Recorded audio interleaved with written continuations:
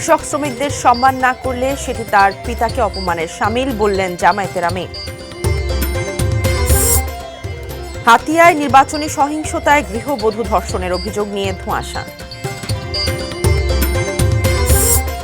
4 দিনের ছুটির শেষে চেনা চেহারায় অফিস পাড়া, যানবাহনে ভিড়। মাদক সেবনের প্রতিবাদ করায় চর ফ্যাশনে কৃষককে হত্যার অভিযোগ।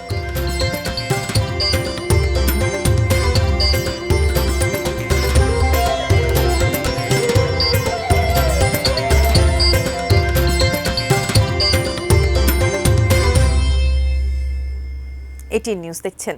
সারা দেশের সর্বশেষ খবরাখবর নিয়ে এটিএন নিউজের নিয়মিত আয়োজন দেশের খবরে আমন্ত্রণ জানাচ্ছি আমি মারিয়া শিমু। শুনছিলেন নাসির সিনটেক্স গ্রুপের সৌজন্যে প্রধান শিরোনামগুলো। জানাবো বিস্তারিত। নিজেকে কৃষক পরিবারের সন্তান দাবি করে জামায়াতে ইসলামীর আমির ডাক্তার শফিকুর রহমান বলেছেন, কৃষক শ্রমিকদের সম্মান না করলে সেটি তার পিতাকে অপমান করার শামিল হবে।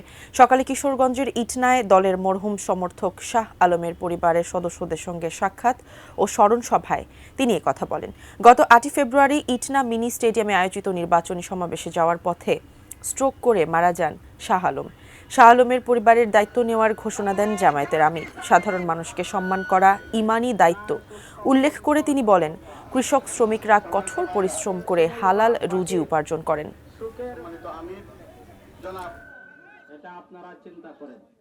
শতভাগ হালাল রুজি যে মানুষের গায়ের গামকে আমার কাছে আতর আমি দেখেছি। আমার মতো কিছু লোক বিশেষ বিশেষ সিজনে এই গরিব মানুষগুলোর সাথে হাত মেলান, একটু যখন তাদের থেকে আড়াল হয়ে যান তখন রুমাল বের করে অথবা টিস্যু পেপার দিয়ে হাত মুছে,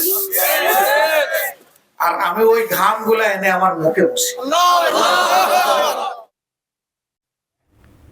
হাতিয়ায় এক গৃহবধূকে ধর্ষণের অভিযোগ ঘিরে দেখা দিয়েছে মিশ্র প্রতিক্রিয়া। ওই নারীর অভিযোগ, শাপলাকলিতে ভোট দেওয়ায় ধর্ষণের শিকার হতে হয় তাকে। পুলিশ বলছে, প্রাথমিক তদন্তে 2 দফায় মারামারির তথ্য পেয়েছেন তারা।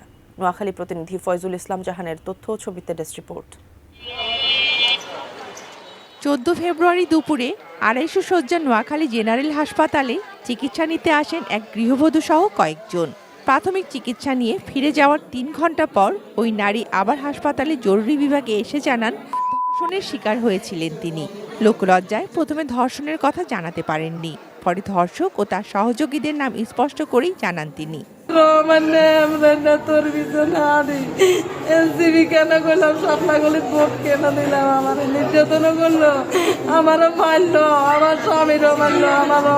তবে কোনো মামলা না হওয়ায় শারীরিক পরীক্ষা করতে পারেনি হাসপাতাল কর্তৃপক্ষ। ধর্ষণ পরীক্ষার কোনো চাহিদা পাইনি, তো চাহিদা পেলে আমরা একটা মেডিকেল বোর্ড করব। সেই মেডিকেল বোর্ড সার্ভাইভারকে পূর্ণাঙ্গ পরীক্ষা নিরীক্ষা করবে, শারীরিক পরীক্ষা করবে, পাশাপাশি ইনভেস্টিগেশন করবে। হাসপাতালে ওই নারীকে দেখতে যান নোয়াখালী 6 হাতিয়া আসন থেকে সংসদ সদস্য হিসেবে সদ্য বিজয়ী এনসিপির কেন্দ্রীয় নেতা হাসান মাসুদ। তার দাবি, শাপলাকলিতে ভোট দেওয়ায় ধর্ষণের শিকার হতে হয়েছে ওই গৃহবধূকে। এই ধরনের অত্যাচার থেকে বাংলাদেশের মানুষকে, হাতিয়ার মানুষকে মুক্ত করতে হবে এবং আমরা সেই লড়াইটা শুরু করছি, সামনেও চালাবো ইনশাল্লাহ। সামাজিক যোগাযোগ মাধ্যমে নারীকে ধর্ষণের ঘটনা প্রচার হওয়ার পর ফেসবুক লাইভে এসে অভিযুক্ত রহমান হোসেন দাবি করেন, ওই নারীর উল্লেখিত ধর্ষণের ঘটনার সময় তিনি নিজেই ভর্তি ছিলেন 250 শয্যার নোয়াখালী জেনারেল হাসপাতালে। প্রকৃত ঘটনা উদ্ঘাটন করে ঘটনাটা যদি সত্যি হয় তাহলে অপরাধীকে আইনের আনা হোক। যদি বিএনপির এখানে সংশ্লিষ্টতা না থাকে তাহলে যারা বিএনপির বিরুদ্ধে এই অপপ্রচার করতেছে তাদেরকে আইনের আওতায় আনা হোক। এই ঘটনায় এখনো লিখিত অভিযোগ পায়নি পুলিশ। তবে প্রাথমিক তদন্তে ঘটনাস্থলে 2 দফা মারামারির তথ্য পাওয়া গেছে বলে দাবি পুলিশের। এ ধরনের ঘটনায় লিখিত অভিযোগ বা মামলা করার বিধান আছে, তো মামলা করলে আমরা তদন্ত যাব এবং তদন্তের আগে যেহেতু আমরা বিষয়টা জানতে পেরেছি, আমরা প্রাথমিকভাবে যে প্রাথমিক ইনকোয়ারির কাজগুলো সম্পূর্ণ করছি। Shakila Aziz, desk report, ATN news. দর্শক, দেশের খবরে নিচ্ছে একটি বিরতির পর আরও যা থাকছে। চাঁপাইনবাবগঞ্জে বোমা তৈরির সময় বিস্ফোরণ, আরও 2 জন গ্রেপ্তার।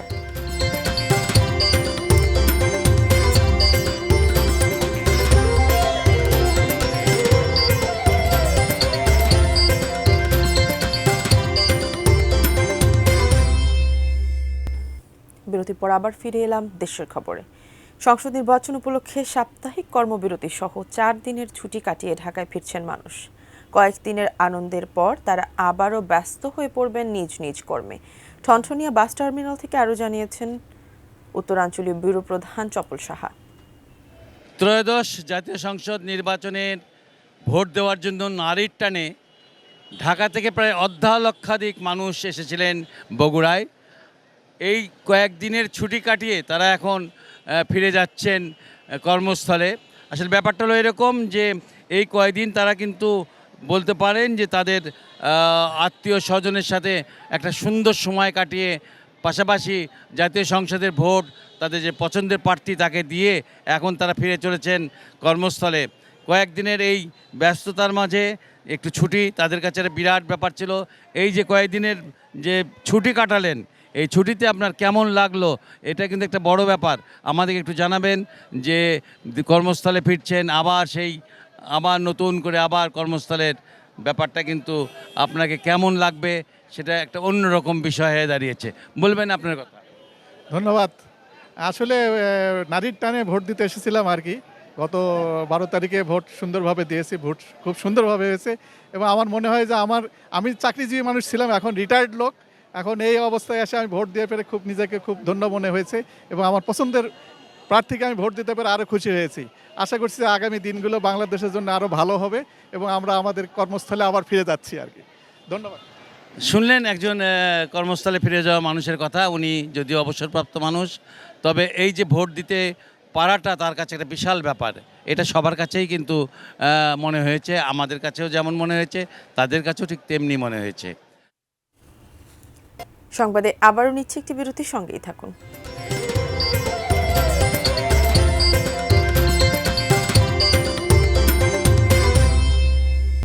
বিরতির পর আবারও ফিরে এলাম দেশের খবরে। ভোলার চর ফ্যাশন উপজেলায় মাদক সেবনের প্রতিবাদ করা এক কৃষককে কুপিয়ে হত্যার অভিযোগ উঠেছে।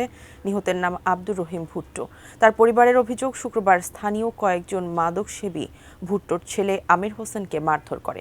এই ঘটনাকে কেন্দ্র করে শনিবার সন্ধ্যায় মাদক সেবীদের সঙ্গে তার বাগবিতণ্ডা হয়। রাত 10টার দিকে একদল দুর্বৃত্ত ধারালো অস্ত্র দিয়ে ভুট্টোকে কুপিয়ে গুরুতর আহত করে। স্থানীয়রা উদ্ধার করে চর ফ্যাশন উপজেলা স্বাস্থ্য কমপ্লেক্সে নিয়ে গেলে কর্তব্যরত চিকিৎসক তাকে মৃত ঘোষণা করেন।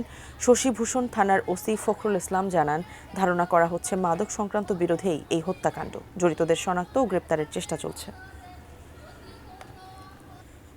চাঁপাইনবাবগঞ্জের চর বাগডাঙ্গায় বোমা বানাতে গিয়ে বিস্ফোরণে 2 জন নিহত হওয়ার পর বোমা তৈরিতে জড়িত সন্দেহে আরও 2 জনকে গ্রেপ্তার করেছে পুলিশ।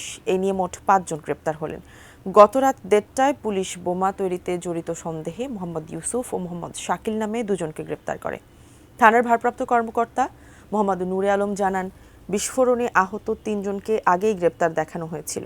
গত রাতে সদর মডেল থানার উপপরিদর্শক বেলাল হোসেন বাদী হয়ে 10 জনের নাম উল্লেখ সহ অজ্ঞাত আরও 8 থেকে 10 জনকে আসামি করে মামলা দায়ের করেন।